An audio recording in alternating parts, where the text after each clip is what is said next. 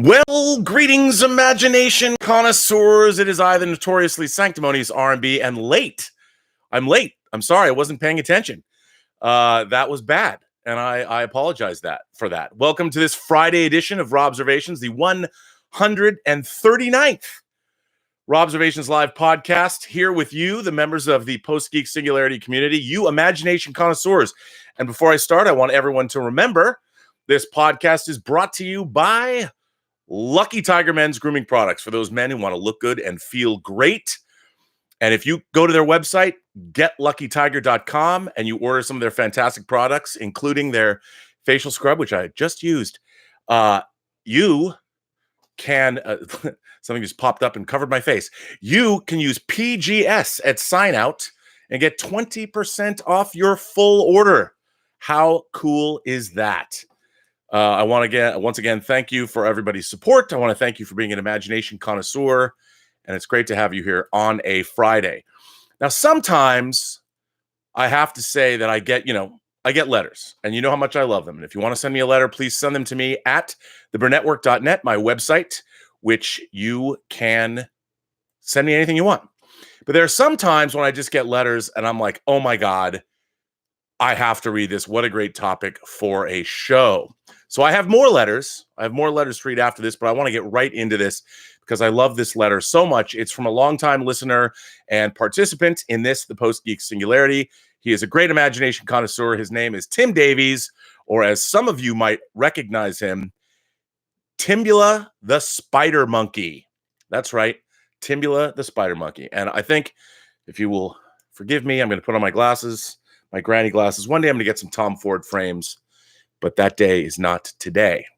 So, as I'm hot because I just got out of the shower, I want to read this. Hey there, Rob. It's Tim, a.k.a. Timbula the Spider Monkey here. Haven't sent you a message for a while. Thought it was about time to edit that particular problem. I've been so all over the place with my work schedule and trying to start my own YouTube channel. I've bought a camera and a microphone, but that's as far as I've gotten. Well, good for you, Tim. Keep up that good work. That I become a rather slack Singularity member, not able to participate in the live chats as much as I'd like to. When I do, I usually just ask about your opinions on upcoming figures for sale. I need to stop talking about them because I've almost completely run out of room in my display cases, and I've been told in no uncertain terms that if another large black display case suddenly appears in our house, my girlfriend will walk out, probably taking a few of my statues that she loves, like my 1/10th scale Iron Studios Hawkman with her. Still, that Ming the Merciless figure, Tim, come on. You got to get the Ming the Merciless figure. It looks amazing. One thing I will continue to collect when something of interest to me comes along is absolute editions and omnibus hardcover comic collections. Always a favorite of mine. I've been slowly replacing all of my favorite comic runs when they come out with these glorious books, mostly to try and preserve the original issues and some trades I have that have sentimental value to me, and now I seem to have painted myself into a somewhat of a moral corner. My all-time favorite comic run is Alan Moore's Swamp Thing, which, by the way, as you know, is going to come out as an absolute edition. Sorry, I can feel sweat. It's not sweat. I didn't really towel off as I got into this chat. I've always said I consider Alan Moore to be my spirit animal. There is nothing he has written that I don't own multiple copies of, or at least tried my hardest to obtain. However, knowing the issues he had with DC, how do I justify buying the absolute Swamp Thing books that are coming? I feel as though I am paying to continuously drive a knife into Moore's heart. Knowing what went down between him and the company in regards to rights issues is the main reason I haven't bought the Absolute Watchmen. And seeing what they've done with those characters in the few times they've used them since the original series came out makes me cringe. They don't get them. The cool thing about Watchmen isn't the characters. It's the way Alan Moore wrote those characters. Seeing the story and themes of the original turned into a shadow of what it was, just so DC could slap the Watchmen logo on new books that, in my opinion, don't come close to being worthy of the name, makes my blood boil.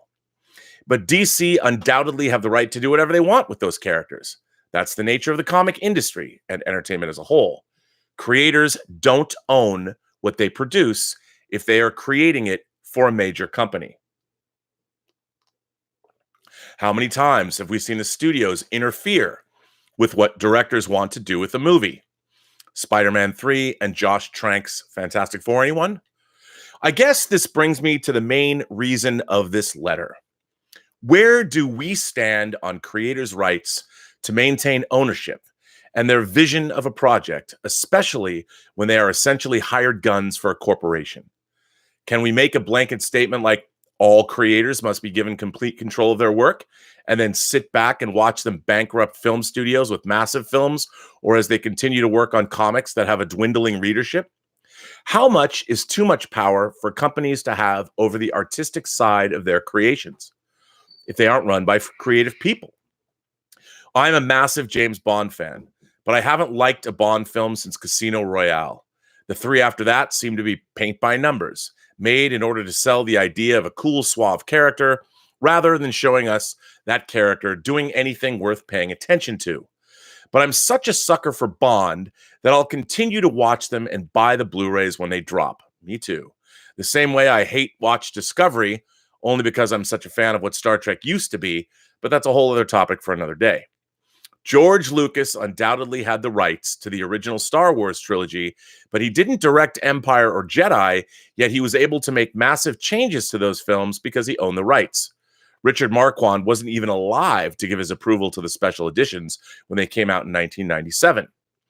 Is there a correct level of control, or is it a case of each circumstance is different, so they must be handled on their own merits? Can we know? Also, how do you let your feelings about this dictate what you do or don't give your support to?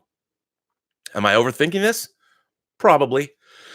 Anyway, I've taken enough of your time. I'll leave you with a quote from one of my favorite people to have graced this spinning bluish-green orb with his presence. Groucho Marx. This would be a better world for children if the parents had to eat the spinach. Thanks for all you do for this community you've nurtured, Tim. Well, my friends, that is a heady topic. That is an interesting, this is something I've thought about for a lot of my life. You can't be a fan of, all the things that we love. Sorry, I'm soaking wet. I apologize.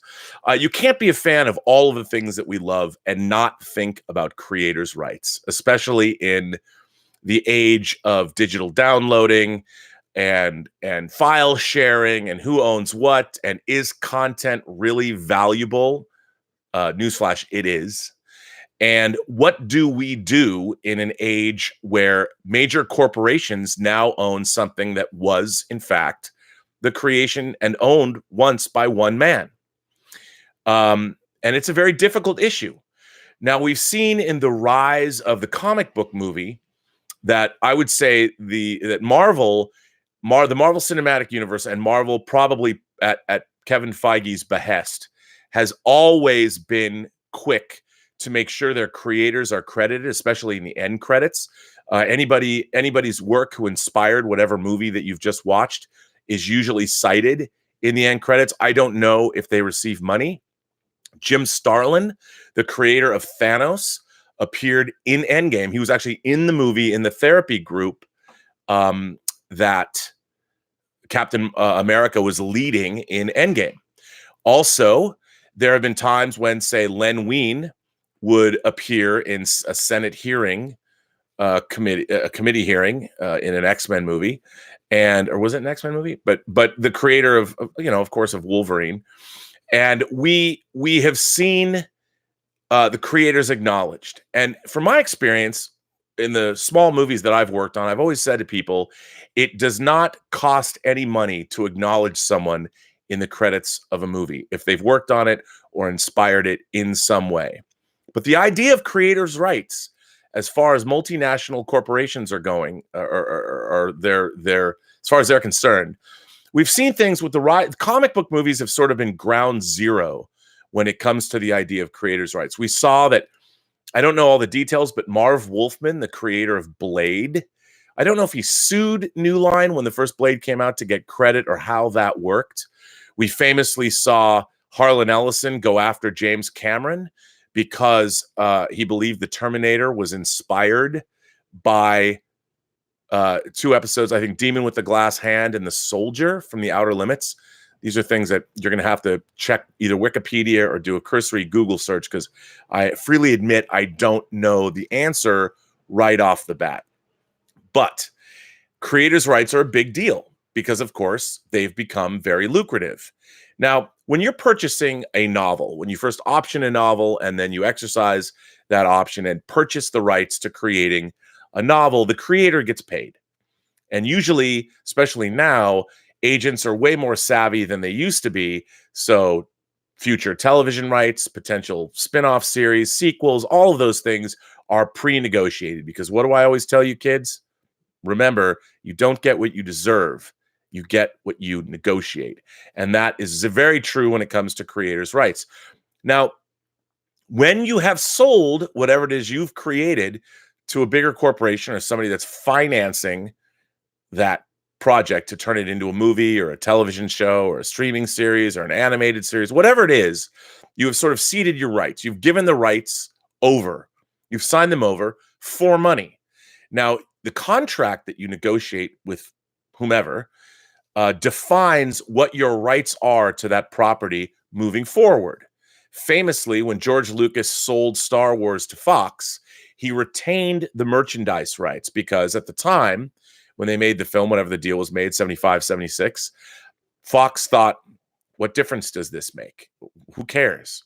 George Lucas said he wanted to do posters. They had no idea what a tremendous money-making enterprise Star Wars was going to turn out to be because of the very, very lucrative merchandising. Because even Fox, who had their Planet of the Apes franchise, 5 movies and a TV series, and they had Mego figures, and even they didn't realize how much money could have been made off Star Wars. I mean, Planet of the Apes had 5 feature films. It was a known property. Star Wars, they didn't even know if it was going to hit. Spielberg and Lucas went to Hawaii together when it opened because Lucas was convinced that the movie was going to fail. So you just never know when something becomes a lucrative property, when you can turn one thing into another. Certainly the Teenage Mutant Ninja Turtles, even when the comics came out, the original Eastman and Laird comics, when they were published, nobody knew how popular they were going to be, and they quickly went out of print. That's why those first issues are worth so much money. And then who knew how lucrative the Teenage Mutant Ninja Turtles franchise would become? But they had to make a deal. You had comics creators who were doing basically a parody comic of the serious dark, the way comics had skewed dark, and they were parodying specifically Frank Miller and Ronin and Daredevil and what he was doing. And nobody really knows, which is why, kids, you don't get what you deserve, you get what you negotiate. So it's important you be careful about what it is you're going to get. But it comes back down to creators' rights. What happened with Alan Moore has been, I think, the great cautionary tale of all time. Because if you look at some of his great works, not even Watchmen, League of Extraordinary Gentlemen, which was directed into a film by Stephen Norrington, pretty disastrous. What did the studio do? They took a series that was about all of these great English characters, these characters from literature, and they decided, well, we should make these characters more American friendly. Let's put Tom Sawyer in there. They immediately started changing the very thing that they had bought that they liked in the first place enough to greenlight a movie. Then they made From Hell from Alan Moore's great series. That movie speaks for itself. Not exactly what we'd hoped for. V for Vendetta, while a respectable film produced by the Wachowskis, it didn't exactly, I think it's a pretty good movie, actually, but it certainly does not transcend the cinematic arts to become a timeless classic for the ages. And then, of course, we have Zack Snyder's version of Watchmen, which is a faithful translation, but I think not a very good adaptation. I like about half of it. It's great to see those characters on screen. But of course, Alan Moore refused to do any kind of publicity. I've heard he didn't even want to take his money. He wanted to keep his hands clean. Of course, Alan Moore's Swamp Thing run is iconic. You can't. Anatomy Lesson is one of the great, I think, comics ever written, as far as taking a character like Swamp Thing and taking him into new realms. But what responsibility do we have? What does our civilization? Is there a responsibility that creators deserve? Or do we have a responsibility to creators to preserve and honor them as the creators of these works, even after they've been sold? I mean, I find it really interesting what I'm seeing my YouTube feed filled with more, and I'm reading op-ed pieces and think pieces amongst the geek, the geek punditry, the imagination connoisseur critical space, let's call it the imagination connoisseur continuum, whether it's on YouTube, whether it's on any other channel, whether it's written, whether it's on video. There is something that I've found very interesting, which is Disney Star Wars as opposed to George Lucas Star Wars. And I find that so amazing because it's not like the fan community actually embraced Lucas's trilogy, his prequel trilogy, with open arms. You know, I mean, I spent from 1999 to 2005, and now, even to this day, reading evisceration after evisceration of Lucas's new trilogy from the very people that claim to love Star Wars. It was his. Then he sells it to Disney, and Disney has produced The Force Awakens. They've produced Rogue One. They produced Solo and Last Jedi, which I would say all of those movies, compared to, say, the trilogy that he created back in the late 90s and early aughts, are certainly respectable movies, whether you like them or not. I don't think, and I am not a fan, as I said, of Force Awakens. I think it's a cover band version of Star Wars, but there's a lot to like in them. Certainly, there's some great filmmaking craft. They were lovingly produced. They were lavishly made. They spared no expense. Same is true of Last Jedi. But people would say, oh, we don't like. Now, Disney is the author of these new Star Wars movies. And indeed, they are. A corporation bought Star Wars. But does George Lucas now have any say over his own creation? As Timbula the Spider Monkey pointed out, George Lucas changed the very trilogy that made him famous, that got him all of his money. 1997, the special editions came out. There were alterations made to the films. There were alterations that, in my mind, were needless, and they destroyed, say it with me now, the verisimilitude that was contained in the movies, especially Star Wars. The CG scenes stick out like a sore thumb. Jabba the Hutt doesn't belong in that film. What was so great is, and neither does Boba Fett. What was so great is discovering those characters. We heard about Jabba the Hutt, and then when we saw Jabba the Hutt in Return of the Jedi, it was one of the great reveals. I mean, how delightful was it to finally meet Jabba the Hutt in Jedi? But now, if you go back, if you were born after 1997 and you watch the Star Wars films, Jabba the Hutt's not a surprise. He's not a delightful surprise. And if you watch the movies in order, you meet Jabba the Hutt and Mos Espa at the Boonta Eve pod race. And of course, if you watch the prequel trilogy, Boba Fett's no surprise. We had to throw him in there too. So the question remains, is George Lucas entitled to go back and change his creation once his creation has been bequeathed to the world? Does it belong to any of us? Now, I tend to have a controversial idea about this. I think that once a multinational corporation, go with me. This is a little weird. It's a little weird thought I had. But if you're selling a property, if you're selling a product, and indeed, that's what movies and television are, they are a product that take up residence in our minds, in our imaginations. Nobody knew what was going to happen with Star Trek fandom or Star Wars fandom. Nobody knew. But the question is, look, we have the FDA has to test drugs or food products or things like that go out to consumers. But nobody has any oversight over projects that can colonize or indeed infect our imaginations. What's the responsibility? And if you have been taken over, if your imagination has been, say, colonized by a franchise property, whether it's Buffy, Doctor Who, Star Trek, Star Wars, Babylon 5, Firefly, Dirty Pair, Sailor Moon, whatever it is, whatever the property is there a responsibility to the public trust and the public good by the people that are manufacturing those properties? For instance, Star Trek Discovery, I could probably say, I don't have any evidence to back this up, but I know the way I feel watching Star Trek Discovery has a demonstrable effect on my mental state, probably my physical state too. Now, I know it's kind of an out there, outlandish idea, but is there any responsibility? Do these corporations have any responsibility to the fans and the buyers, the consumers of these franchises? And I would say the answer is no. But there's an interesting case to be made.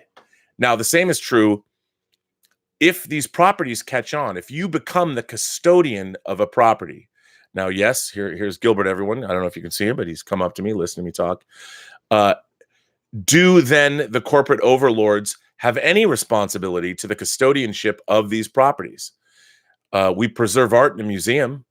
You know, no one's going to allow somebody to come and repaint the Mona Lisa or put eyebrows on her or something. Nobody would do that. So we honor that creator's vision. But when money is involved and it's only seen as being a consumer property once a creator has allowed for it to be sold, is there any responsibility to that creator's vision? And what Tim was pointing out, he can't deal with, I think Alan Moore has been treated very shabbily. DC has kept Watchmen in print because part of their original deal, nobody expected Watchmen to be the groundbreaking success that it was. So Alan Moore had no way to protect himself and protect his creation because at the time he was working under the auspices of DC. Originally, it was famously going to be the Charlton characters that they had bought, characters like Captain Atom, things like that. And then Alan Moore sort of took them and made them his own. So there was no way at the time he could have known, or DC could have known, what Watchmen would later become. So there was no way to pre-negotiate anything into a contract that would take into account not only Watchmen's longevity, but its enormous success, both on the silver screen and soon on HBO. Now, this comes 34 years after the fact. There's a corporation, you know, Warner Brothers owns Watchmen. Do they owe anything to Alan Moore? And if Alan Moore doesn't accept any money, that's on him. He decided his work on Miracle Man, his groundbreaking work on Miracle Man, still to this day, Miracle Man 15 has one of the great superhero battles of all time. He famously, when Marvel republished Miracle Man in the last couple of years, he took his name off it. It just says by the original writer. And it's kind of shocking, to be honest, the way creators are treated. Now, it's perhaps not unlike the way we've treated a lot of other people, but because these have now become commercial properties, people say, well, you know, individuals are no longer really owned. They're not really owed anything. Or are they? You know, I think part of, if we want to have a more just a society moving forward, we have the obvious things that we're going after, which is the well-being of people. We want people educated. We want people fed. We want people to be healthy. Those are the baselines. But what about our society as a whole? What sort of society do we want to be? And why is it that we're only concentrated on the morality in certain sectors of those easily defined things? But what about creators' rights? What does that say to us or say about us as a civilization? A civilization. What does it say? I mean, I think it's in my mind that art itself, those creators that have created properties that later become commercial commodities, should have some kind of oversight or rights that protect them. Now we have copyright laws that go away after a while. Disney has, of course, been making sure that those laws are extended so they can protect the copyrights on things like Mickey Mouse. But where are we? What do we think? What do we think is proper as a civilization? I think it's as much a moral issue as any of the other issues that we face. Maybe, of course, I'm not comparing the idea of creators' rights to, say, the idea of choice, a woman's right to choose, because an actual human life hangs in the balance there, whether it's the mother's human life or an unborn fetus. We're talking about, to me, we're still talking about a moral issue that is also a human issue. And creators' rights, I think, are important. And I think creators' rights should be preserved. And it's something that, for my mind, is an important issue that, while it's not dealing with life and death, or it could be in case of the livelihood of creators, but it does speak to us as a people. How does the human race want to deal with the creations of our members? And how I don't have an answer for you. I don't. I think that we should preserve creators' rights. I do believe that creators should always have some kind of a say in their property, whether it's consultation. Look, Gene Roddenberry was removed basically from Star Trek after season 2 of the original series. He was certainly removed from oversight of Star Trek after Star Trek the Motion Picture and put in a consulting place. And whether that was fair or not, I understand why, but it was a money issue. And it was also a control issue. What happens when your creator goes off the reservation? There's a lot of things to consider. But I think as a baseline, if we are mindful of creators' rights, it can only benefit us as members of the human race in the long run. Because let's face it, money isn't everything. And if creators only made things because they wanted some financial windfall, they'd stop making things. I don't think anybody pursues what they want to pursue in the arts because they plan on getting money. That's always, of course, a great byproduct of that. You always want to make money doing something that you love. But I think most of the people, at least in my mind or in my life that I've met that are involved in creative pursuits, are doing those things because they love them first. And I learned reading screenplays. I've told you I've read over 3,000 screenplays professionally in my life. The majority of those scripts were not very good. And they were not very good because a lot of those people were writing those stories in the hopes of selling them. And there's nothing wrong with that, but it doesn't necessarily lead to great screenwriting. The reasons you get into something sort of define whatever it is that you're creating and where it's going to go. And that's not always true, of course, but creators' rights are something that I think that we should preserve.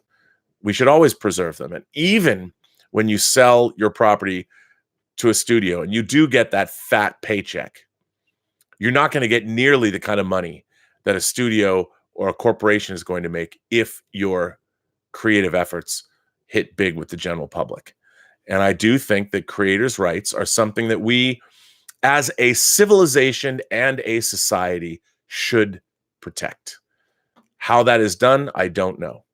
But I think even if you sell your project to somebody, that you should have some kind of oversight or at least input. It doesn't necessarily have to be heated, and because look, you didn't have to sell your property.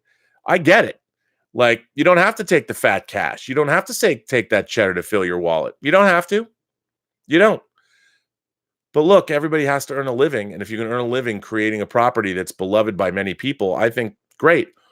But I don't think a creator's rights should be left at the door. There should be somehow, and I don't know how this can be done. I do think creators' rights are important because DC has just kept Watchmen in play. Now we've got Doomsday Clock, and I will admit, I don't think Doomsday Clock is nearly as good by a wide margin as Watchmen. But the latest issue 10, was pretty creative. I will say that. Pretty interesting. And I've liked Jeff Johns' writing in the past, and I just didn't think he was up to the task. I didn't like Doomsday Clock very much, but I will say that the latest issue, pretty clever. But it only exists because they keep abusing Alan Moore. Anyway, just something that I was thinking about. And I liked Timbula the Spider Monkey's letter. Thank you, Tim, for that. I thought that was pretty amazing. Let's see what else. I've got more letters. What do you guys think? Fire in questions or comments about what you think about this. Should I even care? Is it something I should even be worried about? I don't know. Up to you. Let's see. Here's a letter that comes to me from Jonathan Sanchez. Jonathan says, "Hi, Rob. I'm John from Brawley, California. Been following Campia since around 2012, whenever Schnepp joined, and I never missed an episode of Heroes or the Post-Geek Singularity." Well, thank you about that, Johnny. I leveled up to 31 last Friday, and I wanted to write my letter before then, but it's been challenging due to my bone disease. Having a hard time trying to decide which hot toy Iron Man I want. I currently own only the MK46 Power Pose. MK7 or MK85. I love that Tony sculpt the 85 has and the proportions of the body, but prefer the mechanical tech and battle damage accessories. I own 36 in total and a few on pre-order. Now a little introduction to my favorite fandom. One of my earliest memories was at my grandfather's wife's funeral. My uncle was the poor soul entertaining the kids, and he saw I was the only one that wasn't whining, so he asked if I wanted to watch Batman 89. I nodded, but had no idea what that was, and that opening scene totally hypnotized me. I must have been sitting there with my mouth open, because as soon as the credits started rolling, I started slowly coming out of that trance, because all I heard was blah, blah, blah, blah. Look at Johnny. He's being good. Be like Johnny. And I turned and looked at him and said, what? He frustratedly sighed, rolled his eyes, and stomped off while slamming the door behind him. Laugh out loud. I have loved superheroes ever since. My mom bought me all the Fleischer Superman cartoons on VHS. I watched anything with superheroes after that, especially as a 90s kid. I love the Bruce Timm animated series universe. But I felt like they hadn't perfected Batman and Superman or the X-Men, to be honest, because although I love the animated stuff, I realized I was watching a kid's cartoon. I always wanted something more mature, like Tim Burton's Batman or RoboCop, but practical. Well, at 8 years old, when the symptoms of my disease started, I felt like Donner's Superman wasn't relatable or believable. I remember saying, "This is stupid. No one is this happy and optimistic." Laugh out loud. Although Nolan's Batman was gritty and felt mature, I thought they were butchered incarnations of the characters and world without any sense of style or fantasy, and it just didn't feel like Batman to me. Admittedly, I hate these films. Snyder's films, in my unpopular opinion, finally nailed these characters. The style and fantastic were balanced perfectly. I thought it was the most faithful adaptation we've ever got on the big screen, but with a real world-like logic or practical twist. I never thought it was overstuffed because it felt like a cohesive story to me. Layered, definitely. But I loved that it wasn't just a paint-by-numbers action film like other superhero films, but had real depth with questions and flawed characters. A common complaint I see all the time is how Superman is depressed and broods. I completely disagree with this. Take, for instance, the scene a viewer brought up the other day of Superman saving a girl from a burning building. How is a superhero supposed to act in that situation? Where lives both human and pets are lost and futures of these families uncertain? It is now a rule that in order to be Superman, it is a requirement to be so overly optimistic that you appear moronic and cold? Is it an important characteristic of Superman that he cares for others? He cares enough to show sympathy, and sympathy isn't weakness. It makes us better people, and certainly in situations that it'd be distasteful to crack a smile or a joke. I wish we had more moments like that in superhero films, but everyone wants jokes and action scenes. I view Batman the same way you do Star Trek. He's my favorite character ever. I can go on for days talking about him. I can't say Affleck is my favorite Batman without triggering someone. It even happened today. 3 people in the 6-scale community. One brought up the old and tired kill code, which a lot seem to not entirely grasp or go by what they know, which is in this case, the cartoons and Nolan's Batman. A lot tend to forget the 14 to 37 plus people Batman killed in the trilogy, which is either being overlooked, forgotten, or maybe Nolan isn't as good of a director as they want you to believe, laugh out loud. But it's an essential part of the character of Batman that if you go up against him, there's always the risk of harm or death. It's why criminals are supposed to fear him. Both Nolan and Snyder understood that, but Snyder had the balls to show it. Now, the guns on the Batmobile never bothered me, possibly because I grew up on Batman 89, and that Batmobile also used machine guns, but it's a good way to dismantle another vehicle or minor threats like drones, etc. So not as ridiculous as it might seem. Which, by the way, I do own the Hot Toys Batmobile. I'm currently working on the display finally. I would assume you mean the Burton Batmobile. I love the Burton Batmobile, and I too have the Hot Toys Burton Batmobile. I don't know where to put it, however. I actually hated Eisenberg's Lex Luthor initially, but grew to really love this incarnation. I always thought Luthor was bland, but Jesse and Snyder gave him real character. I thought it was brilliant to make him Superman's polar opposite in both upbringing and personality, Lex being a total psychopath with an obsession with power, and I believe he's in the autism spectrum, a lot like a real life geniuses in history, which would explain a lot of his mannerisms. I thought that was great. I could probably go on, but I'm sure I've made you suffer long enough. Love and light. Yours respectively, John Sanchez. P.S. Question via audio files instead of calling in would be more convenient.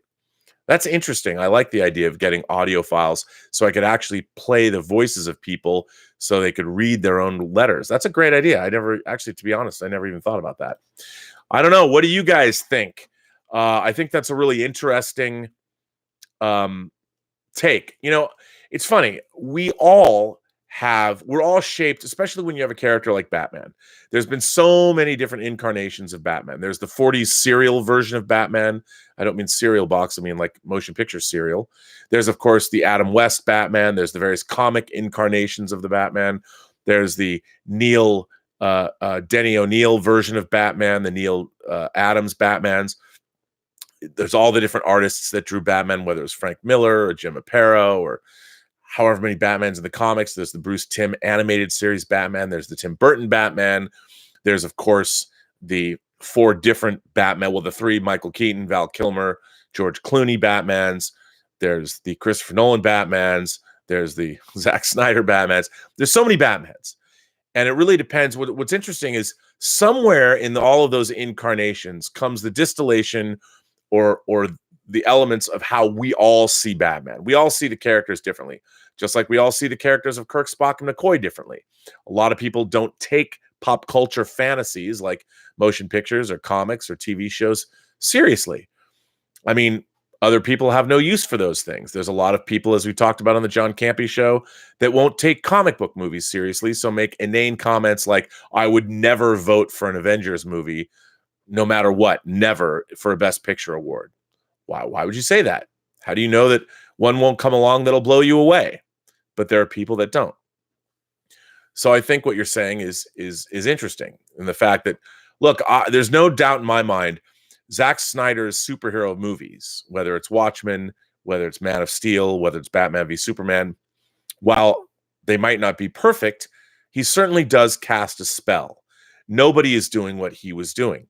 And I think, especially the ultimate version of Batman v Superman, there's a lot I enjoy watching the film. I don't think it all holds together because they're trying to stuff too much in it, and they don't really delve into what's really interesting about the characters in the movie, because they have to get to Wonder Woman and Doomsday and the final battle and yada, yada, yada. I get all that.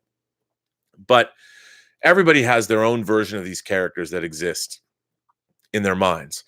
And what's really interesting is I guess I've always been of the opinion that in life, every single person has a story to tell you haven't heard yet.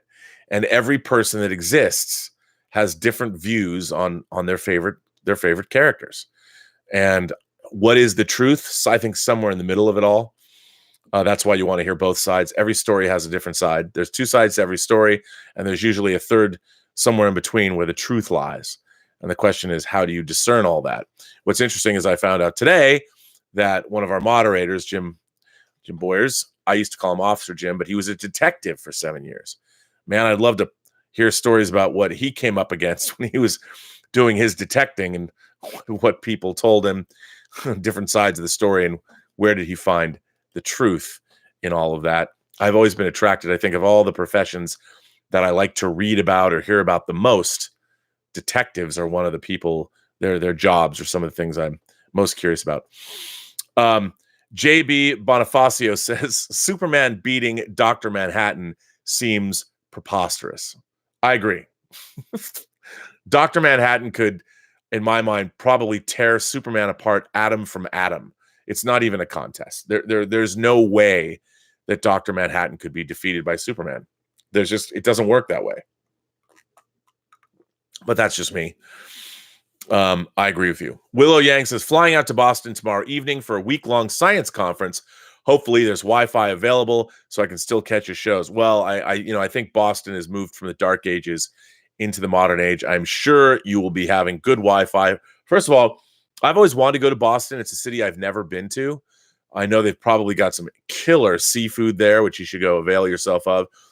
It'd be interesting to hear the way you have given us perceptions of Star Trek and pop culture and the things you've written. I'd be very curious to hear about your perceptions of a city. Have you been to Boston before? If you haven't been to Boston before, I'd love to hear your impressions. Send us a letter. You're going to be there for a week, so I want to know what you have to say. Stubble McShave says Lucas can do special editions, but the originals should be available. I agree. Spielberg certainly did that when he put E.T. out. He altered E.T. a bit. He took away the guns when it was released on, I think it was DVD. Maybe it was DVD or was it Blu-ray, but he took away the guns in the government agents' hands, which is, to me, preposterous. I understand why he did that. So the children were not imperiled. But at the end of the day, he did make the original version of E.T. available. Just like when they remastered the visual effects for Star Trek, the original series, which to me was a very hit and miss endeavor. They retained on the Blu-ray, you can have both the original versions or the remastered versions, which I think is great. Willow Yang also says she is watching and the children shall lead tonight. I don't know what to say. Just know that when you watch it, have you seen, does that mean you have seen Plato's Stepchildren already? When you watch And the Children Shall Lead, just remember, it is, in my mind, one of the most abysmal episodes of Star Trek ever made, even though it stars Kirk, Spock, and McCoy. I'd be very curious. You don't need to write a review of it. Just a couple of answers, or give us a couple of, I don't know what to say. I just don't know what to say.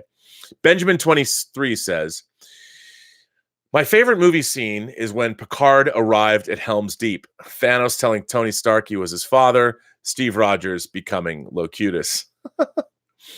Actually, that's, if you went through the quantum realm, you probably could find all of those things somewhere.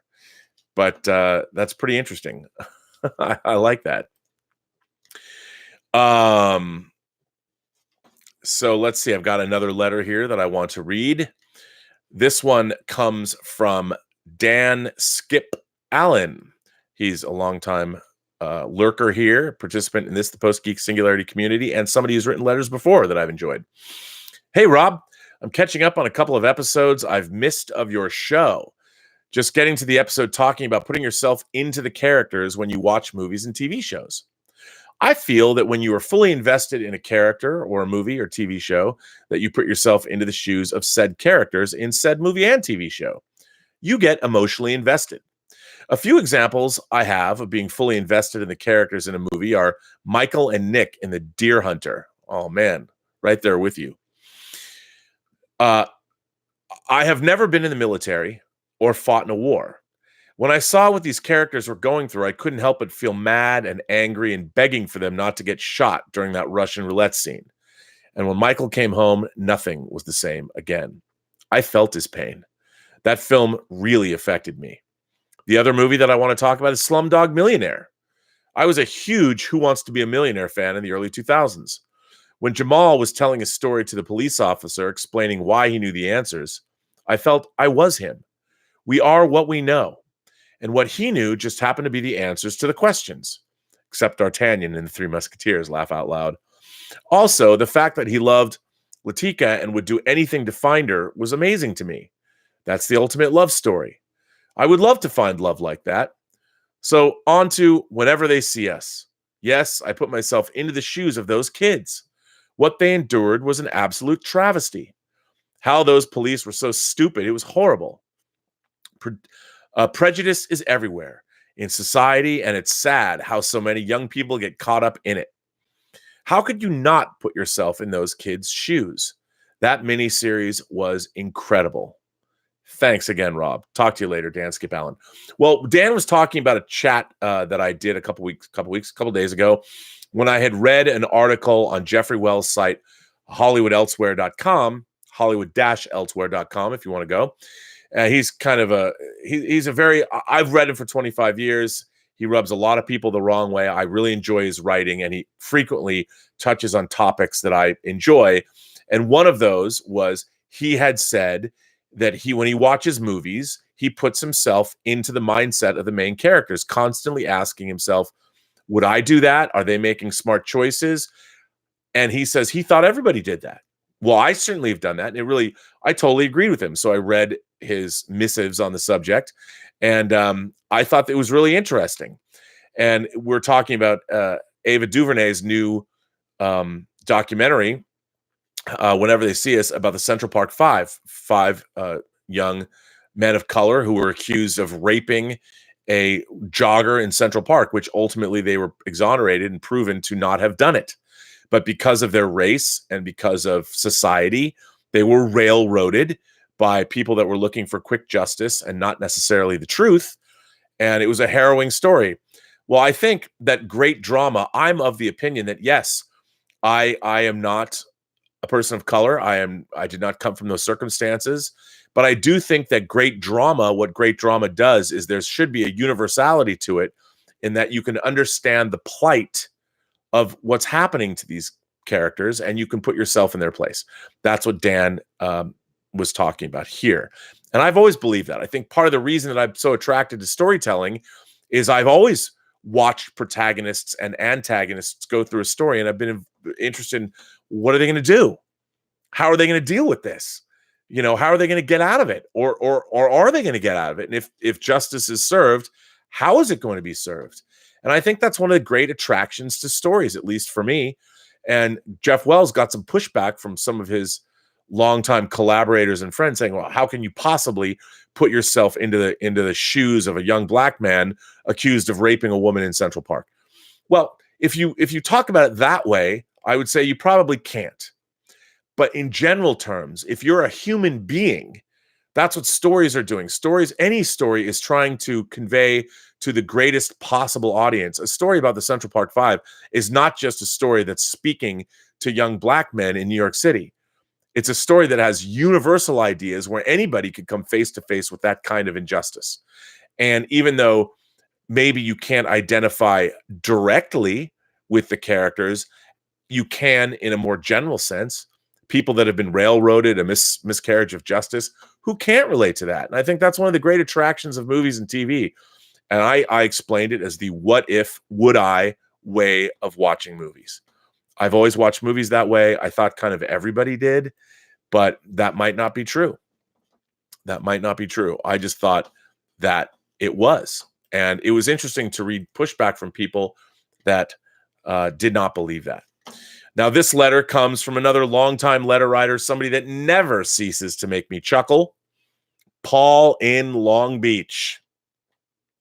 I love Paul in Long Beach. Never met him, but I love what he writes. Rob, it's 9 a.m. PST, and I just started Wednesday's show.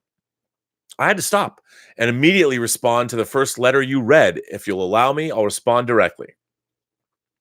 Dear Jason, don't give up. Should you decide that Star Wars isn't worth your time and energy, guess what? The bad guys win. Not a very Skywalker decision. Let me tell you a little story about 1976 and 1977, and about what life was like for Rob and myself. In June of 1976, Logan's Run was released, a huge cinematic achievement at the time. There hadn't been anything like this movie before. In December of 1976, we got King Kong. This was the first adult movie that I can remember that was also directly marketed to me as a child. Again, a massive step forward in practical effects. And then, in May of June of 1977, the Star Wars phenomenon begins. I hate to sound like a fuddy-duddy when I make this point, But realism matters. At this point, Rob had a whopping 5 channels on his TV to choose from. Even worse, he had to get off his lazy ass in order to change the channel from Batman 66 to Star Trek. Weep for him. Life was hard. I'm privileged growing up in LA. I had 9 channels. By the time you were born, 87-ish, Rob and I were told there would be no Star Wars movies ever again. We believed them. We believed them, especially after Return of the Jedi, because the droids cartoons and all of the Ewok content was awful. Thank God for VHS.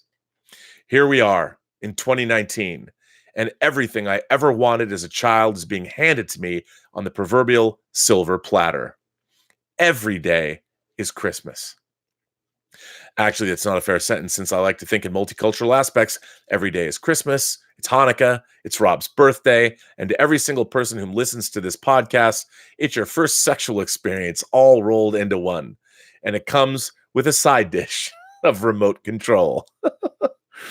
One of my first notes to Rob had to do with how lucky I feel to be alive during this transition. On that day, my wife and I had a choice. Kong 1933, From Russia with Love, and something else. All would have been perfectly appropriate, but we chose Kong 1933. Actually, when and if your partner reminds you that King Kong is a love story, then you'll know that person is perfect. In conclusion, should you give up, then I will quote Obi-Wan. Damn it, Anakin. I go on to having a great club named after me in Temple of Doom. You go on being a whiny little asshole. Get the analogy? If you give up, who are you? Paul. See, Paul's humor never ceases to just make me chuckle. And I want to thank you, Paul, for that very nice letter. I totally agree with you. So thank you for that. And again, I think Paul makes a very good point. I always say we live in amazing times. I mean, it's amazing to me. We're getting Wonder Woman 84, and they released this psychedelic, crazy poster, and everybody complains and starts dissing on the armor that she's wearing. And it's like, guys, girls, gentle beings, all kinds of people, non-binary folk, whoever you are, we're getting another big budget Wonder Woman movie. That's pretty amazing. 10 years ago, I never thought anybody would make a big budget Wonder Woman movie, even after the first Iron Man debuted. I'm like, I don't know, man. We're getting number 2, and it's set in 1984. Those two things in themselves are incredible, and yet people are bitching about a first teaser poster that was dropped for fun on June 5th, marking 1 year to the day Wonder Woman 84 would come out. It was just a fun thing to drop. It was like, hey, guess what? In a year from today, Wonder Woman 84 is coming out, and everybody's up in arms and complaining about it. I mean, it was just an announcement poster that was supposed to be fun. Everybody's becoming a destroyer of joy. It's like if every single thing, even promotional content, is coming out and it isn't perfect or it doesn't suit whatever it is you want from it, everybody bitches and moans and complains. It's a teaser poster that's marking 1 year to the day before the movie comes out, and everybody's angry. I don't get it, man. I thought it was cool. I thought it was cool that Warner Brothers would take the time to even drop a poster. I'd put that on my wall. I really liked it. I thought it was wacky and cool and strange, and what an interesting choice. When I see something like that, it's like, hey, the marketing department's thinking out of the box. Good marketing department. Good. Keep doing things like that. But yet everyone bitches and moans and complains. What is this? I hate her armor. It looks like Flash Gordon. So what? Flash Gordon came out in 81. Maybe she was a big Flash Gordon fan. Maybe Wonder Woman fell in love with Sam J. Jones or Timothy Dalton. Who knows? They're making a Wonder Woman movie, or they made a Wonder Woman movie set in 1984. What's not to love? I don't get it. Nick sends in a super chat. Thank you, Nick. Nick says, started streaming 16 Candles with the girlfriend when she noticed that they had changed the music. Finished watching via DVD. Why do you think they do this? Well, Nick, very great question. It's a great question. I love this. During the beginning of the home video era, they had not yet figured out how lucrative home entertainment was going to be. So frequently when they would make deals to use music, their deals would cover theatrical release. and they didn't always take into consideration broadcast television or home video. Famously, there were a lot of movies, Fast Times at Ridgemont High being one of them. For the home video release, music was changed. It depended on the deal. When John Carpenter's The Thing was first released to home entertainment, to home video in 1982 or after, probably still in 82, toward the end of 82, I'd imagine, Stevie Wonder's song Superstition, that Knowles, or is it Knowles, who's playing, I forget, the T.K. Carter's character, the cook. Which one of you put your dirty drawers into the kitchen bathroom? The kitchen trash can. So he's playing Stevie Wonder's Superstition. They could not put that on the original home video release, so it was swapped out.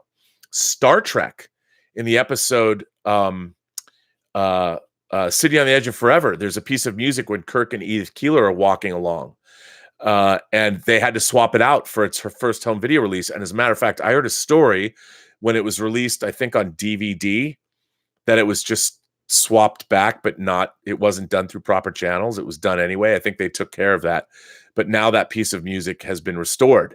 So there's a lot of movies. One of the reasons, one of my favorite television shows from the 80s, Wise Guy.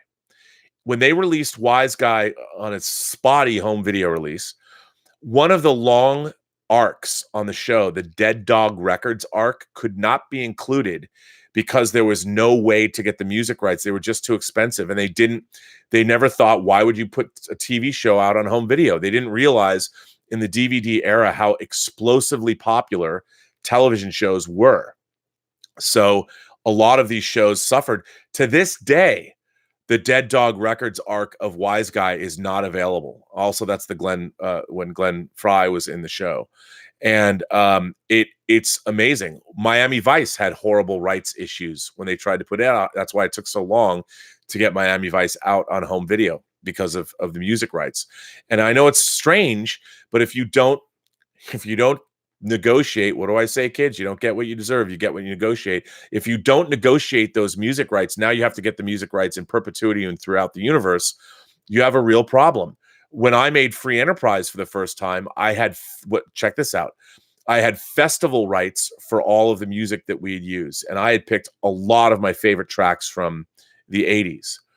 So we had the festival rights.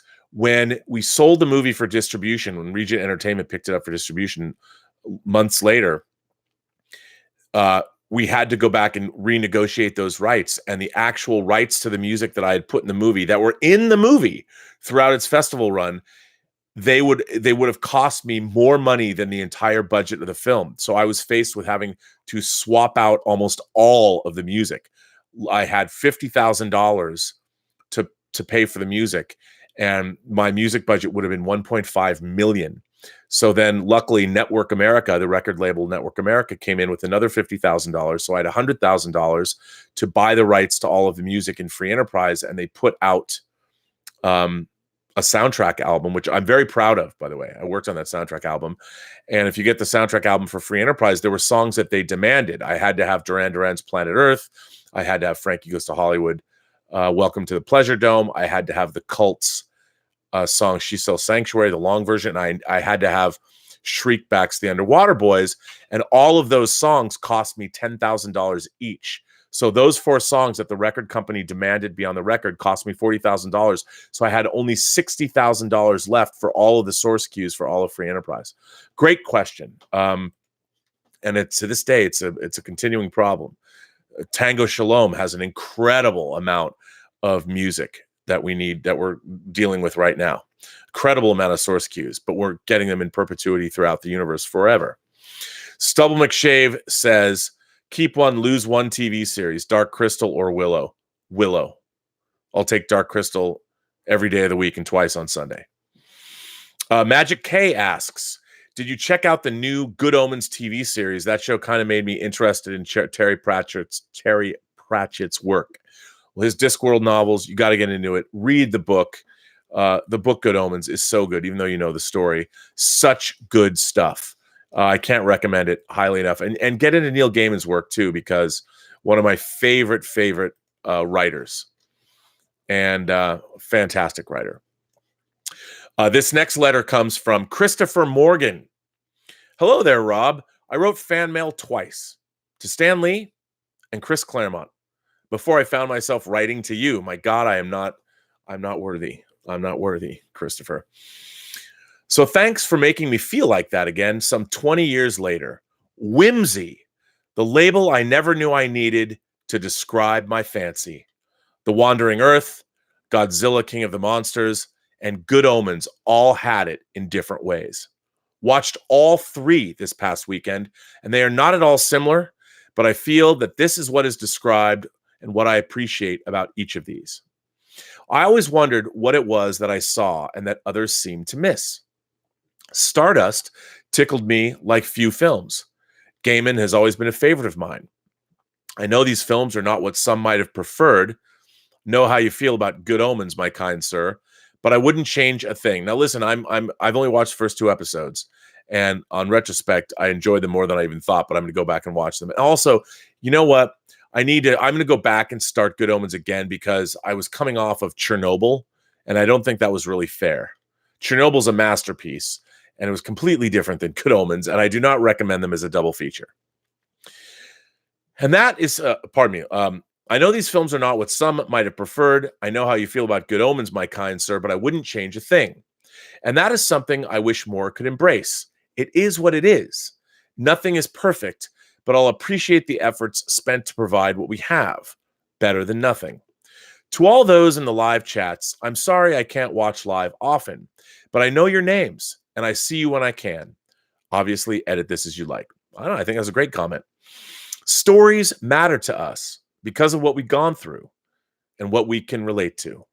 I'm grateful to see those that are open to new experiences and understanding as I try to be. Oh, pardon me. I'm grateful to see those that are as open to new experiences and understanding as I try to be. Life is a journey. The road is long, and we all find our way. Glad to meet some that can relate. All the love, Christopher Morgan. Well, Christopher, what a nice letter. I agree. I mean, look, Neil Gaiman's work to me when I first discovered it was via Sandman. It was Black Orchid and then Sandman. Sandman's still to this day my favorite comic book series. And Sandman has a lot of whimsy in it. I mean, the whole idea of Sandman and death and to buy into his world, even more so than, say, The Hobbit. The Hobbit certainly has an element of whimsy to it, but it's even more grounded than Gaiman's work.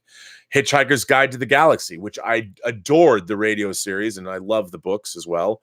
You know, there's a little bit of diminishing returns as you read them, but they all had whimsy, and whimsy is one of my favorite kinds of things when done well. I don't like it when whimsy becomes twee. Can't deal. But I really do love things that are whimsical, but yet really cool at the same time. I need cool whimsy. Amelie, very whimsical movie, one of my favorite films of all time, but it's grounded enough the way it deals with it has sex, it has human reproduction, it has death. It is whimsical, but it is also very serious at the same time, and I adore that. This one comes from Jacob Bergman. Greetings, Robert. How are you doing? I've been a huge fan of Valiant Comics for the longest time. They're working on a movie universe partnered with Sony, the first of which being Bloodshot, starring Vin Diesel. I'm looking forward to that, to be honest. I collected all. I think I have most of the Valiant comics that came out in the 80s and 90s, I think. Do you think Sony will do the universe justice, or are they too concerned with their Venomverse? The director of Bloodshot hasn't directed anything in a while, it seems, and though they have some great actors casted, the roles they're playing, like Dave Bautista's role in particular, have been secretive. What's your opinion on this matter? Well, you know, my first Burnett axiom is never put your universe before your characters. And I know that one of the intents was to start a Valiant cinematic universe. However, they did what I would say they should do, which is start with Bloodshot. Now, you know, there's great Archer and Armstrong, Exo Manowar, Bloodshot. There's a lot of really great characters in the Valiant universe that I enjoyed. I particularly like Archer and Armstrong. I don't know if they're going to make an Archer and Armstrong movie. I know they've been talking about it for years. But I think that I'm looking forward to it. And I think that hopefully they'll do a good job. I don't think they're spending a ton of money on Bloodshot, but if they are, you know, it's a single character film, so I don't know necessarily how apocalyptic it's going to be. You know, who knows? I think it's going to be good. I like what they're doing. I'm excited for the Valiant universe. I hope it works out. I'd like to see more of those characters on the big screen. I think it could be very cool. So we shall see what happens. This next one comes from James M. First, I want to thank you for reading and responding to the letters I have sent in the past. I really appreciate it. I've seen all the Bond movies, and it was not until the Robservations the other day that I found out why Daniel Craig is my least favorite of the Bonds. To better explain, I will compare Bond to Batman, because he too has gotten on my nerves as of late. I think recently Bond has been in his Batman suit for most of the Craig films. The way I like my Bond and Batman is to see more of the rich, fun, detective undercover side of the character, much like the Aquaman character was in his movie. No wonder it made over $1 billion. Well, James, I think it's true. You know, one of the funny things about Bond films, or maybe not funny, was that when Bond did go undercover, he played, look, he even pretended he was Francisco Scaramanga in The Man with the Golden Gun. He taped on that third nipple to pass muster. I used to love that. Bond would go undercover, and part of the anticipation was, when is he going to get caught? You know, that was a big part of those Bond films, and I love that. And again, you know, maybe not at first when Bond, if you watch, in my mind, From Russia with Love is probably the most faithful or clear distillation of the Bond character as written by Ian Fleming. But I like the whimsy, starting with Goldfinger. There was a lot of whimsy that was brought. Look, Odd Job flinging his hat around is not an example of great verisimilitude. It's whimsy. But that's what starting, you know, even in the third movie, even Dr. No is a little whimsical. His name's Dr. No after a while. Ursula Andress coming out of the water, Honey Child Rider coming out of the ocean with her shell in Dr. No. There's a bit of a whimsy, and there certainly was when I was like 8. But absolutely, I definitely think there's a certain whimsy there. And I think it's important. I think the Bond films and Batman have gone too much the other way. There is the fantasy aspect of a superhero movie that you want to have. Now, I'm not saying go all, even Tim Burton to me had a little too much whimsy, but there's a really thin line that you can walk. And I think it's really hard to do that. I think the original Star Trek did a really good job of that, of combining seriousness with sometimes whimsical things. I mean, the Corbomite maneuver, where you see the Fesarius, the Enterprise being dwarfed by the Fesarius, is to me an example of something that is whimsical, even though it's presented in a very serious fashion.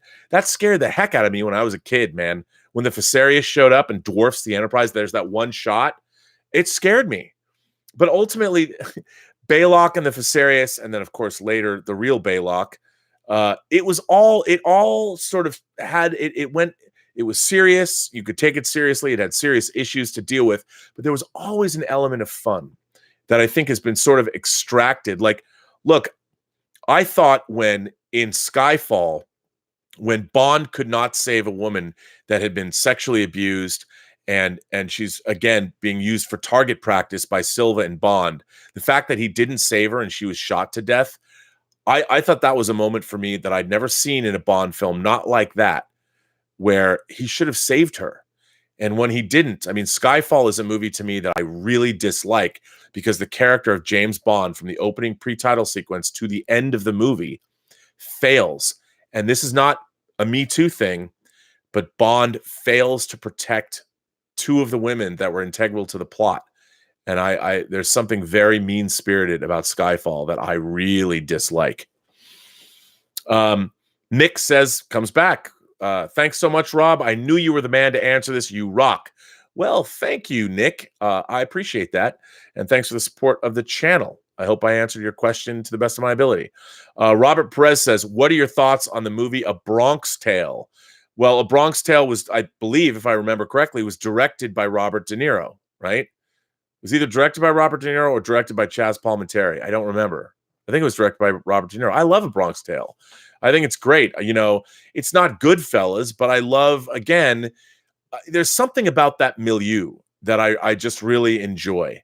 And I love the cast. I love Chaz Palminteri. I love Robert De Niro. I love the kid who was in it. I thought it was great. And the whole storyline about a father having to sort of battle for the soul of his son with the, how does a father, a hardworking man, compete with the flashy gangsters in the neighborhood. And I love that. Again, it also sort of to me, it's almost like a New York story, the same way you had a Bronx Tale in the same Wall Street, Oliver Stone's Wall Street. You know, you had Gordon Gekko, Wall Street pirate worth hundreds of millions of dollars, incredibly seductive, like a snake. And then, of course, Charlie Sheen is caught between that and then his good-natured father, who's been a union guy working on Blue Star Airlines for a long time. And Charlie Sheen, his soul is stuck between these two role models. And what a great story. And A Bronx Tale kind of does that, but on a lower scale than Wall Street did. But big fan of those kinds of stories. I love the story where they're irresistible to me when a young man is caught somewhere between what he knows is good and a father figure that represents those good qualities that he grew up with and believed in, but then he's been ensorcelled, he's been seduced by what Gordon Gekko represents. Here's Daryl Hannah. You can have this hot blonde and she'll stay with you until, of course, you run out of the money that Gordon Gekko is helping you, the ill-gotten gains. I mean, it's the kind of story that is irresistible to me, you know, and in a way, I kind of thought my disappointment in the prequel trilogy was I really thought that I was going to see a story, and it's kind of there, where Anakin Skywalker on one hand had the Jedi Order, and then on the other hand had Palpatine, and you would see that story. It was just not told very well. And that's why ultimately I don't hate the prequel trilogy. As I've always said, the prequel trilogy is a good Star Wars story, but it's a bad movie. They're bad movies. The movies are not very well told. But the story, as far as the Star Wars universe is concerned and the way it expands the universe, is really interesting. So that's why the prequel trilogies, to me, are not a total loss. But I wanted to see more of that classic story that we saw in A Bronx Tale and that we saw on Wall Street. But I do love A Bronx Tale for that reason. So thank you for supporting the channel and asking that question. What a great I love when people come out of left field. I mean, it's not left field for you, obviously, but I love when people ask. I think one of the interesting things about these chats and the reason people come to them is because of questions like that. You know, I love getting thrown these sort of curveball questions out of left field, and then they get me thinking, and I realize no questions are out of left field. That's what the point of being part of the Post-Geek Singularity is. You can ask any questions of one another here in the chats or of me, and it's all sort of interesting. It made me equate A Bronx Tale to Wall Street, which I've never done in my entire life. So thank you for that. Stubble McShave is here. Long-time viewer, long-time participant, long-time letter writer. Stubble McShave from Sweden, all the way from Sweden. My European audience members, Vesna, Joseph, anybody over across the pond, Terry, my moderator. It's great to hear from all of you. So it's great to have you all here. Love the international marketplace that we have here as members of the Post-Geek Singularity. This comes from Stubble. Hi, Rob. Hope you feel well this wonderful Friday. I have enjoyed the Chernobyl Limited series a lot, and I did an instant rewatch of it after I had watched it through the first time just to try and figure out why I liked it so much. I will try and keep this as brief as possible because I could ramble on for quite a while. First off, the writing on the show is really good. Totally agree. Craig Mazin knocked this one out of the park. This could have been a generic series with just some interesting facts, but that's not what they did. Instead, they constructed a fascinating narrative that focused on the characters rather than the accident itself. They also followed the old storytelling guideline of show, don't tell. We get to see the effects of the radiation. Oh my God, did we? And we get to experience the characters' anguish and their pain. They're not only just talking about it. We also learn a lot of potentially boring stuff without realizing it by experiencing it in interesting scenes. The information is not just dumped on us, it's fed to us in interesting dialogue as well as engaging events and interactions. Also, whenever there is an exposition scene where they can't show things, they are usually very concise and explain just enough to make the viewers understand very complex items in order to make the narrative move forward. Examples of this are when Legasso explains how nuclear fission works, and when they are explaining the consequences of not draining the tanks. These exposition scenes are short, to the point, and doesn't give us a lot of unnecessarily detailed information. It is also handled in a way that doesn't feel forced or out of place. Second, the directing of the series. As you've often mentioned, it's important to make the world believable and immersive, that they have your favorite word, verisimilitude. Unbelievably so. Chernobyl has peak verisimilitude. Peak verisimilitude. In fact, in the entirety of all of the television medium, I think Chernobyl is right up there in terms of peak verisimilitude. The director really captures the essence of an industrial community in the mid-'80s Soviet Union, and they get the details just right. It could so easily have become a westernized caricature of what many in the West thought of the Soviet Union during that time. Instead, the director, together with his production manager and others, gave us a truly believable world that's different from ours. The CGI in it was flawless, and I would love to see a featurette where they show us the CGI breakdown of individual scenes. Third, the acting. Now, I'm not an expert on acting. I know good acting when I see it, but I can't break it down very well. They seem to have hired good actors who can portray complex characters and show emotions in subtle but very effective ways. Jared Harris is solid as always. Jesse Buckley's portrayal of Ludmilla is wonderful. And Stellan Skarsgård is great, and he gives an awesome performance in the scene where he learns that he will die in a few years because of them being there. The good performances are of course in part due to the good writing and awesome directing. The last thing I wanted to bring up is the score and the sound effects.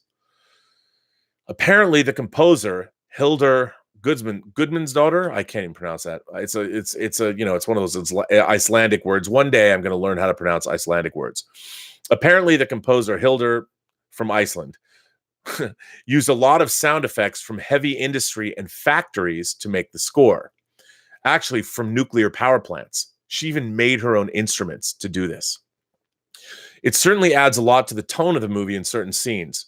The claustrophobic sense of the water labyrinth scenes and the ominous feel of the power plant have very much to do with the score and the sound effects. I won't go into the editing since I'm not that well versed in such things, but I'm sure you have a lot of insight into that subject.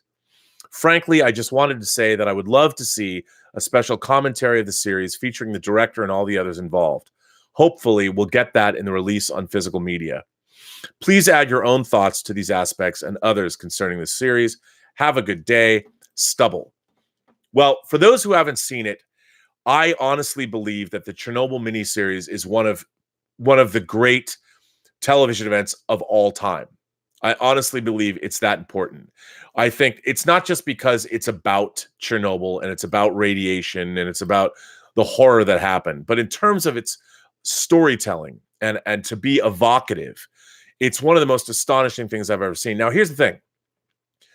Does it have X-Wings attacking the Death Star? No. Does it have Cenobites coming up after they've been summoned from the Lament configuration?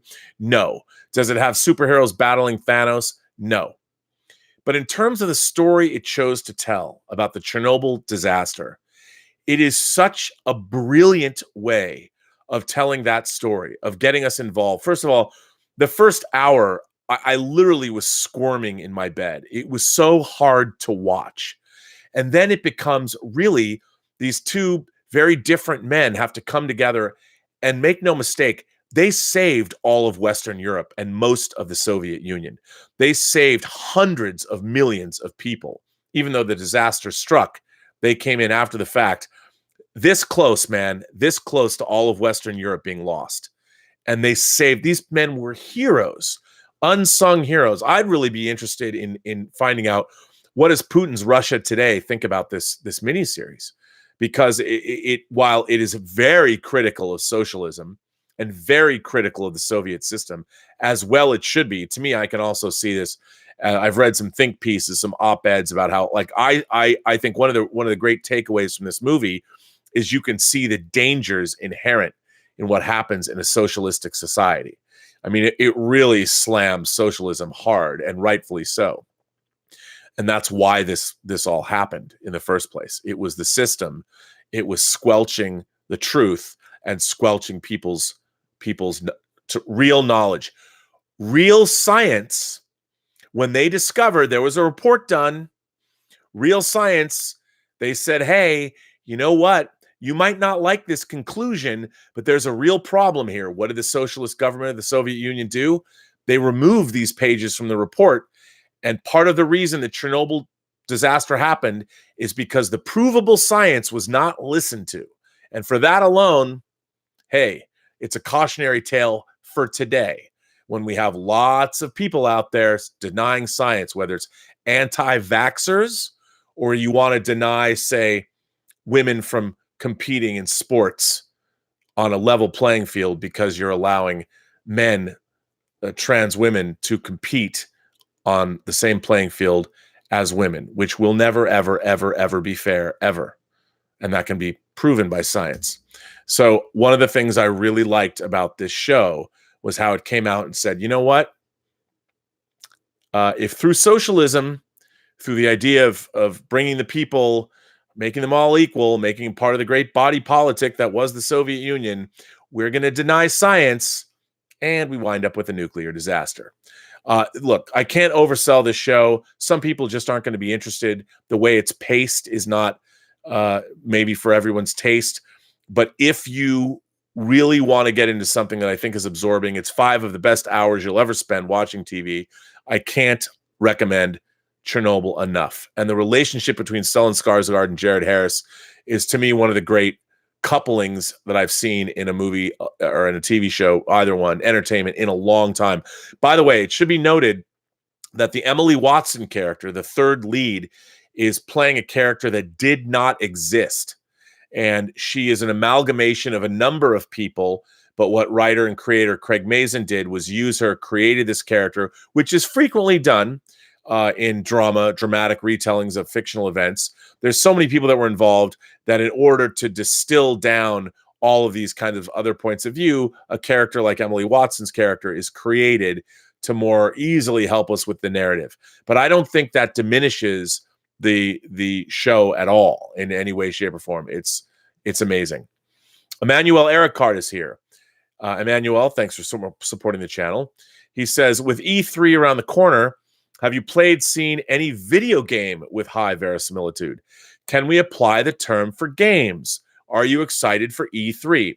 Well, E3, as many of you know, is a big convention which basically rolls out mostly video games and things like that, but other forms of software as well. Companies are bringing out all their wares. I think that's a great, Emmanuel, that is a fantastic question. Verisimilitude in video games. Well, first of all, I think verisimilitude in video games, in a way, is important. But here's the thing. I'll tell you one of perhaps my favorite video game that I've ever been obsessed by was when I was working on Post for Free Enterprise in 1998, because the company that I was working with, that we were making the movie out of, also had ties to the video game industry. And I was playing Activision's reimagining of the old vector graphics game Battlezone from the 80s. And they had this game, this new game. It was an updating of Battlezone called Battlezone. And the premise of the game was that the Cold War between the Soviet Union and America never ended, kind of like Ron Moore's new upcoming series. And the Cold War had now become sort of a hot war on the planets of the solar system.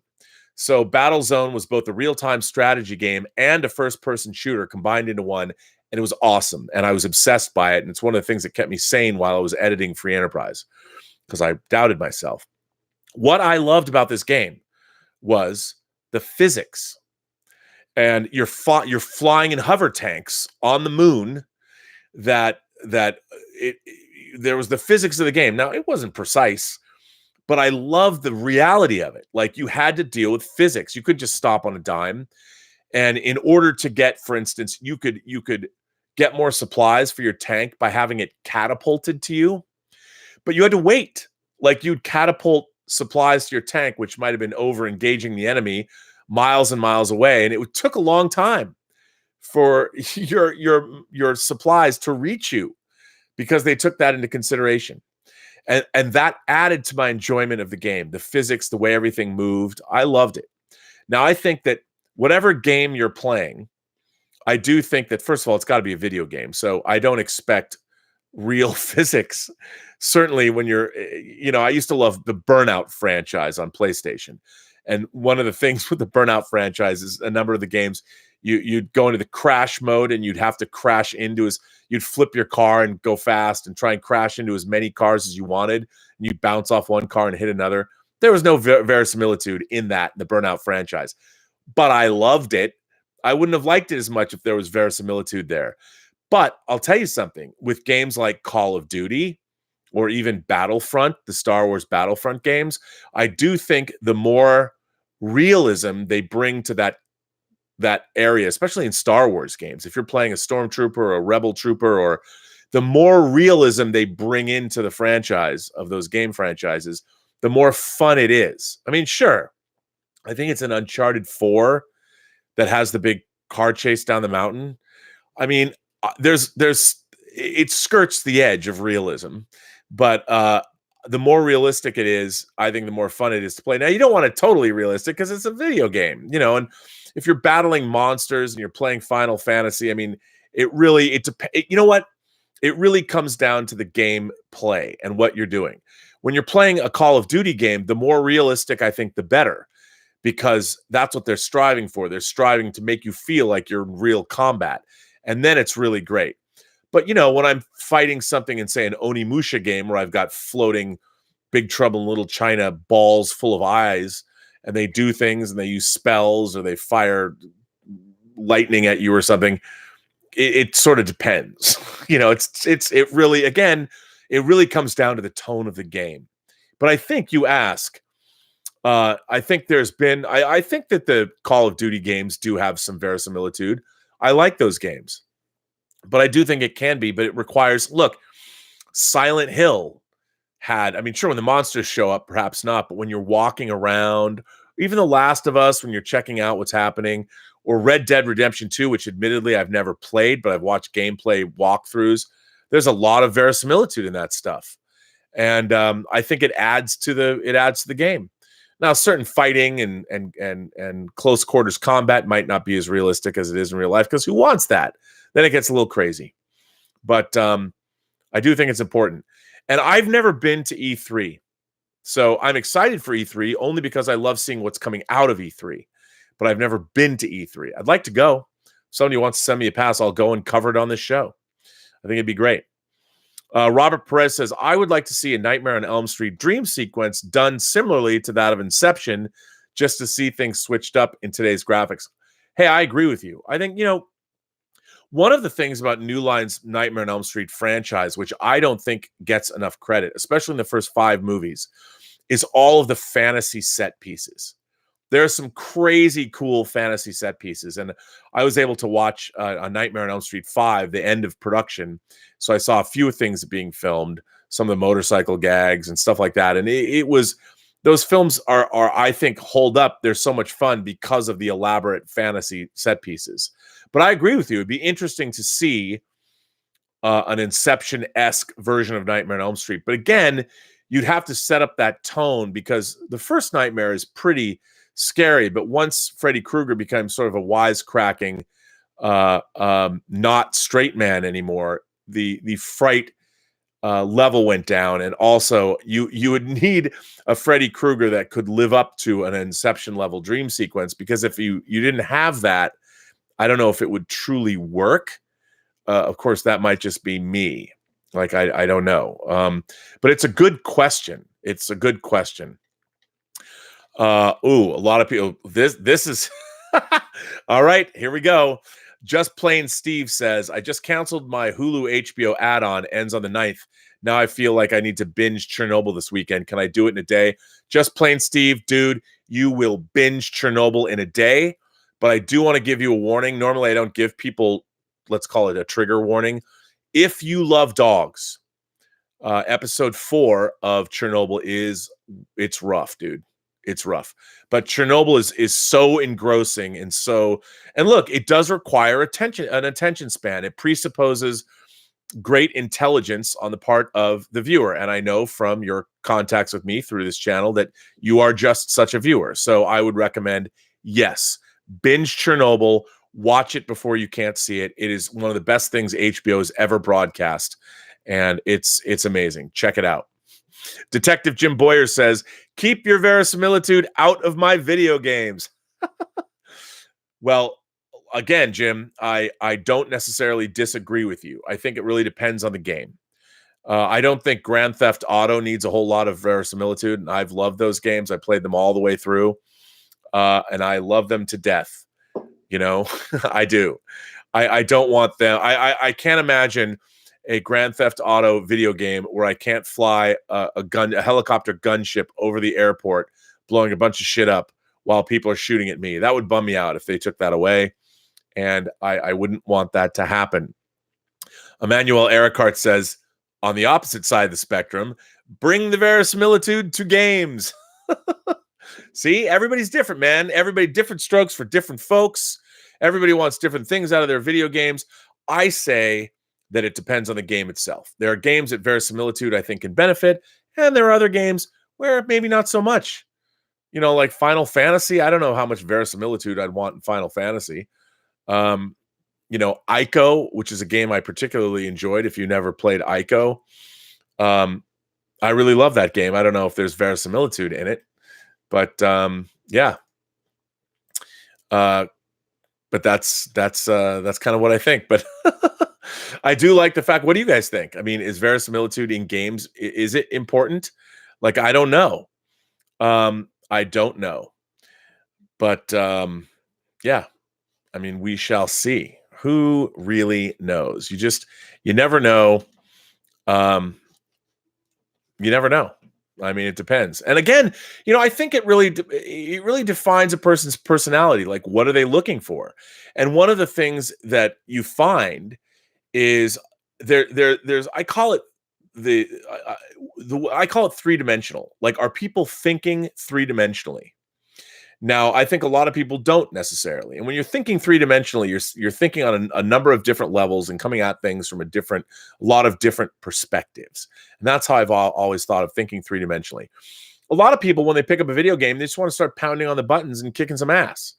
You know, I don't think that I want Mortal Kombat 11. I haven't played it, but I don't want verisimilitude in Mortal Kombat. I don't. Why would anybody want that? I want to be able to grab somebody's head and pull their head right off of their body. I want to see their spine coming out. I want to hear the word fatality. I want blood spewing all over the place. I mean, you know, by the way, if you guys are Mortal Kombat fans, I highly recommend watching Striking Vipers. I think it's called Striking Vipers, the new episode of Black Mirror.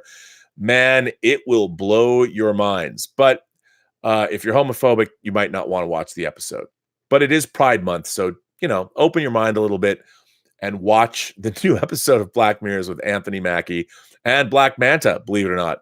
It's pretty crazy. And kudos to both of those men for starring in that episode. I really thought it was very, very interesting. But talk about verisimilitude. But yeah, I mean, gosh, we could get into a whole thing about verisimilitude. But, you know, I think that verisimilitude, remember, in video games are different than movies. So what video games are trying to do is a lot of the time creating why would you want verisimilitude in Super Mario Kart? You know, why would you don't want that. I mean, you want to delve in, you want whimsy. Sometimes verisimilitude and whimsy, the two things I like the most, which I like the balance between the two. But with a video game, you want to go on the whimsy side of things. You go on the verisimilitude side of things, video games, by definition, might get a little boring. Now, if you're playing a VR video game, I think the more verisimilitude in a VR video game, the scarier or the cooler it would be to play. Like, give me a version of whether it's Resident Evil or Silent Hill. Man, I want to be scared shitless. You're not supposed to do that. By the way, if I could get you guys, if you like these chats, please like them and subscribe, because likes are really important now with this new YouTube analytics that they've added. So if you like these chats, please click like on them and subscribe if you haven't. I'd appreciate that. Jared McBride is here. Hello, Jared. Hey, Rob, did you hear that Batman Returns is coming to 4K? Well, I believe that Batman Returns is on 4K. Didn't it come out this week along with Batman? I think it did. Let's see if it did. If Batman Returns came out on 4K this week, I think it did, along with certainly Batman did. Batman did come out on 4K today on Tuesday of this week. Batman Returns 4K. Let's see if it's out. Batman Returns 4K. It is indeed available. Now, I like Batman Returns more than I liked Tim Burton's original Batman, and I will be purchasing it on 4K eventually. I haven't bought it yet, but I do enjoy it a lot. But aside from the sound controversy that Tim Burton went and remixed the sound on Batman 4K because they were pressed for time and they had taken, say, gunshot effects from other movies and dropped them in. So I would suggest, based on the reviews, and by the way, for anybody looking for physical media and reviews, there are places that I always go, and I would recommend sites on the web. First of all, thedigitalbits.com. Bill Hunt's thedigitalbits.com is sort of the place to go for all of your news for home video.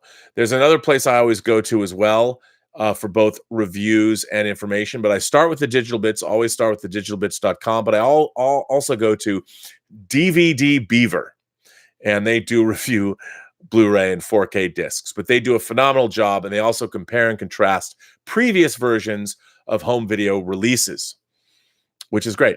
Robert Perez says, would a Lord of the Flies reboot work today? Well, I think it would, absolutely. I mean, we've got a sort of a Lord of the Flies-esque. That story it's irresistible. You know, a group of young people get stranded on someplace, and I mean, the actual book, you want to remake the story, you could do that, and I think it always works. It always works. And when you see variations on a theme, whether it's the Japanese film Battle Royale, if you guys have not seen the Japanese film Battle Royale, I highly recommend it. Battle Royale 2 Requiem, not so much. But the original Battle Royale, amazing. But yes, there's a new Netflix series called The Society that just dropped, which is basically a retelling of Lord of the Flies. But it also suffers from impossible premise fatigue. And anyway, but yeah, I do think Lord of the Flies can work today because it's a timeless story about the end of or the destruction of civilization and how the thin veneer of civilization can be immediately and very quickly stripped away and people start acting like crazies. Rakanman85 says, I just got my 1/6 custom Part 2 Jason from Friday the 13th Part 2. It is amazing. I'll have to send you some pics. I also got a Nightmare on Elm Street Part 2 Hero Glove. Laugh out loud. Well, you're a man after my own heart. Unlike my friend Mike Mendez, who directed movies like Big Ass Spider and Don't Kill It, who has lots of great horror figures. The only 12-inch figures I have, the only 6-scale figures I have, horror figures, are early Sideshow releases of Freddy, Jason, and Leatherface. I do have those figures. I like them. I like my horror figures. I also have the original Sideshow Outer Limits figures and the Twilight Zone figures, which I greatly enjoy. But yeah, a great horror figure is awesome to have. So congratulations. Send us photos. Put them up in the Imagination Connoisseur Gallery on the website, on the Burnettwork.net. Let's see those photos, man. Take those pictures. Share that goodness with us. I'd love to see those figures and wouldn't you all like to see those figures too? I know that I would. So yes. Matthew Goddard says, I hate fake new sound mixes created for Atmos for films made for 2.0 stereo. Well, I'll tell you something, Matthew. I've got a hot take on that, I guess. I'll give you a hot take on how I feel about remixing things. Star Trek The Next Generation. As many people know, I worked on the Star Trek The Next Generation remastering project. When Star Trek The Next Generation was begun in 1987, it was only ever recorded and mixed in 2-channel stereo. That's how it originally was done. 2-channel stereo, left and right. That was it. Now, when it was remastered for Blu-ray, it was remastered in 7.1 DTS stereo. Now, was it the original version? Did they even include the original 2-channel stereo mixes on the disc? They did not. Now, I am a purist. I would have said, "God damn it, the original mixes, why not?" Well, because they weren't very impressive. Now, at the time, having stereo television back in 1987 when Next Generation debuted was like a big deal. I remember getting a stereo VCR. I was like, oh my God, stereo sound, amazing. I can plug my VCR into my amplifier. Wow. But, when Next Generation was remastered, it sounds incredible. Well, as incredible as a TV show could sound, I guess. They worked a great deal on making those mixes great. If remastered mixes are overseen by the original filmmakers, especially when they were older mixes, I think they can be, not always, they can be great. Now, the Batman discs that came out, I don't know about the Batman Returns disc, but the Batman 4K disc was remastered. The sound was remastered by Tim Burton, and it is somewhat controversial because they did not include the original sound mix on the new 4K release. If you have the old DVD or Blu-rays, which I do, you have that old sound mix. Now, to me, there is something to be said. I'm a purist. I as long as the original sound mixes are there, but here's the thing: sound technology and mixing technology has come so far. I remember when Superman the movie came out on Blu-ray, they remastered the sound, and that was a big deal, and there was a lot of people complaining.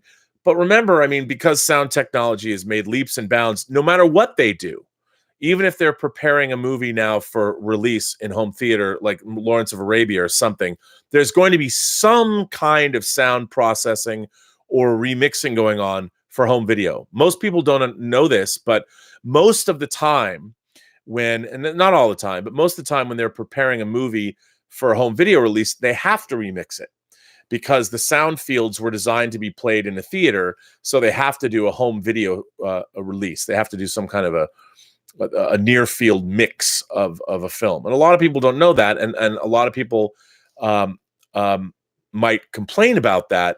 But to my mind, we're living in a world where we have digital sound technology in home theaters. When we first started out, the technology that exists now was not available. The fact that you can get Atmos for the home. And I think that those kinds of things are important. And a lot of people might disagree, but when it comes to sound mixes, it depends. The fealty should always be to the original intent of what you are watching. I don't like it when someone goes in and does an entirely new sound mix, or like what happened when William Friedkin first did the French Connection, and it looked terrible. They bled it out. It was the craziest color mix. It was nuts what they did, and they should never do that. But as far as sound mixes are concerned, look, I feel you. If they do something that feels not along the lines of the original intent of the filmmakers, it's never a good thing. I do feel that way. But we shall see. And, I'm not an advocate of that. I want to preserve the original experience of the film as best we can. So, yeah. But anyway, that's kind of how I feel about those things. But listen, I'm kind of drifting, so I'm going to bring this chat to an end. I want to thank everybody for being here on this Friday afternoon. I, of course, will be back tomorrow at noon on Saturday. It's been great to be here. I want to thank you for everybody's continued support of this channel and these chats. Please subscribe and please like. More than ever, this is important for YouTube. Thank you for everybody that supports the channel through Super Chats and on my website, theburnetwork.net. You can become an imagination connoisseur, and we're going to start perks and things on our website for the great big numerical amount of $1 per year. You can always contribute more, but $1 per year. That's correct. Become an imagination connoisseur for $1 per year. And Mike Bodden is back in town. I'm going to get him to send me the Post-Geek Singularity design he did, because I want to put it on a black t-shirt, because everybody wants Post-Geek Singularity shirts.